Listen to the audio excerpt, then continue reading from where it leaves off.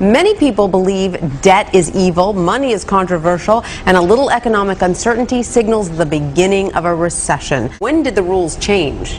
So in 1971, President Nixon took us off the gold standard. Once he did that, without permission of Congress and without permission of you and I, and at that point the Federal Reserve and the Treasury could print money uncontrollably throughout the world. So this crisis today is the U.S. dollar is toxic. It's going down in value as they print more and more of it. Money is knowledge. Right. Let me go back again. You know, most people say save money. Well, it's no longer money after 1971.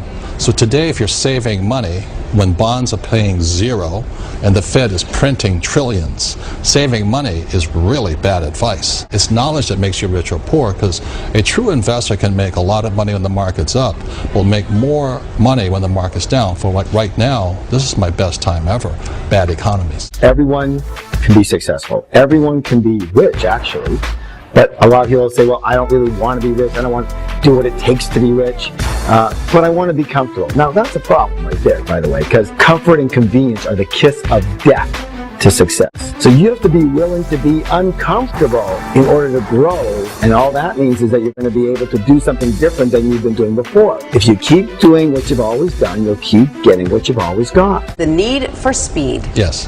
Well, today you can make money at this rate of speed. So the speed of processing data, information, and business has gone up at exponential levels. So there's more opportunity today. I want people to be successful. I want people to make a lot of money, and I want people to enjoy it. We want to do, and we want to have a 5-year plan. Learn the language of money. What is that language? Language is simply vocabulary. When somebody says it takes money to make money, that's not true. It takes words. You got to switch it up. But that's the problem, isn't it? The problem is most people can't switch it up. They want to, and they will for exactly one day. And if they're good, maybe 2 days. But it's hard to keep it up. Why? Because we're creatures of habit. You will need to change your habits.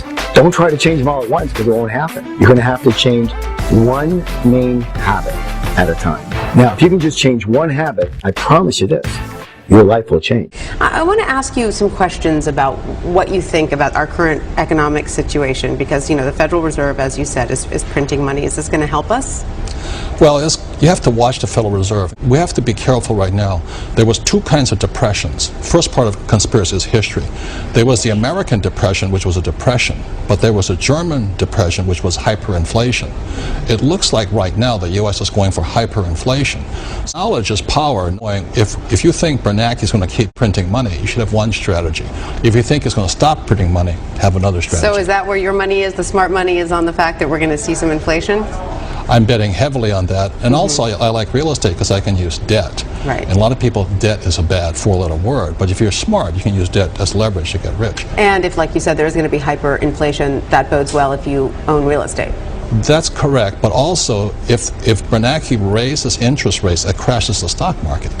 So that's why knowledge is the new money. You don't just sit there, buy, hold, and pray, and hope your broker's going to call you. And so why do you think the way you think? Why does anybody think the way they think? Because of the information that's been stored in the files of your mind. Your mind is nothing more than a big old file cabinet. It stores information. And so literally, the only thing you can think is what's in the files of your mind. And the only thing that's in the files of your mind is what you learned, what you were told, the information that's in there. You cannot pull out a file of a file cabinet that's not there.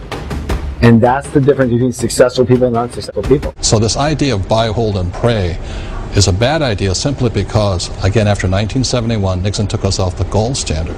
And we have to watch the games the ultra-rich are playing with money. Right. The 8 new rules about playing by the rules of the rich, not the poor and middle class. That's right. We want to know what the rich are doing, That's right? Correct. That's we correct. want to emulate the rich. Well, you need to reprogram. You need to relearn. You need to put some new information in the files of your mind, and then you need to have some new actions from those files, and you will get new results. Why be rich?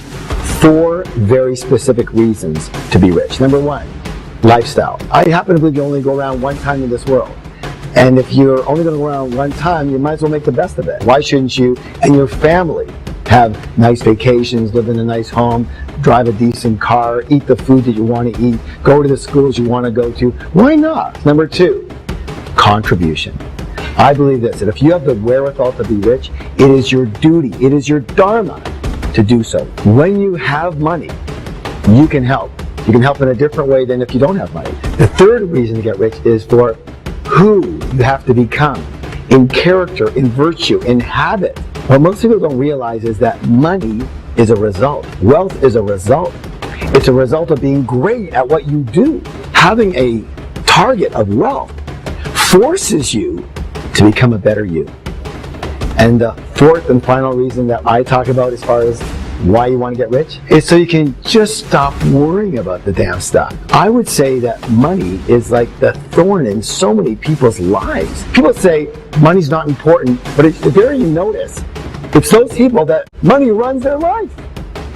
And I don't think money should run anybody's life. So you know what? Why don't you just get it handled once and for all? So what's your advice in this current economic situation? Markets go up and markets come down. Yeah. And I think the person to watch is the Fed right now. And they're the ones that have set up this crisis because the dollar is toxic. The U.S. dollar is no longer money. It's a currency. Right. All right. So for 2010 to 2020, my prediction is the United States goes broke 2016. But I've been saying this for years. I could be wrong, but I think if that happens in 2016, if America goes broke, everybody goes broke. So for those that are prepared, it will be a very good time. But for those who are not prepared, there will be a lot of like rioting. Today there's rioting all over the world. The U.S. is rioting because there's no money. What it is the end of what they call the welfare state. It's the end of communism, it's the end of socialism. But we don't know if it's the end of capitalism. Hopefully not. So I would rather be a capitalist today than a socialist or a communist. Like my poor dad was a school teacher. He was communist. He says government should take care of me. Well, governments are broke. That's the problem. It's not that the governments don't want to take care of people. The government's broke, taxpayers are broke, and the rich got richer. So for those of you who know my philosophy, I'd rather be on the side of the rich than on the other side. So that's what I talk about. In Spain, the middle class is gone. In Greece, it's gone. Ireland is gone. I think England is in very very bad shape. The United States is in worse shape. And if America goes, it's not just the EU, it's the whole world. But Sweden is doing well, the Swedish currency and the Swiss franc, Swedish crown and Swiss franc are doing well. Yes, so far, but we don't know about the future. So what's your advice, Robert, for all those middle class people that we are, playing cash flow with? And I always say, your best asset is your brain. Your brain, yeah. What I do is different than other people do. I've always used debt to get rich. Most people cannot use debt to get rich. But it takes education to do that. Yeah. And so for most people, gold or silver is still the better deal. Yeah. Except in America, taxes are very bad on gold and silver. So it just depends upon the person. I think it's going to be a great time. For those who know what to do. Yeah. But the reason I live in Phoenix, Arizona is I can carry a gun. I have many guns. And a lot of silver and gold. A lot of silver, gold, guns, food, and all this. So food will always do well. Yeah. Water will do well. Yes. Oil will do well. It's just the basic commodities will do well. I think the idea of currency is dead. It's finished. When people say, do you invest in the Swiss franc or the EU, the euro? I said, no, I invest in gold and silver because they're international money. Yeah, that's true. And that's how I kind of look at it. It's very simple. It's not the most sophisticated. But that's what I think. I think America has caused one big problem. And read Rich Dad's Prophecy, I said that from 2016. Yes. And then it's going to be good again. It's going to crash. Well, let's hope, yes. First crash, and then if we survive, those who survive, yes, they can, they will be the winners.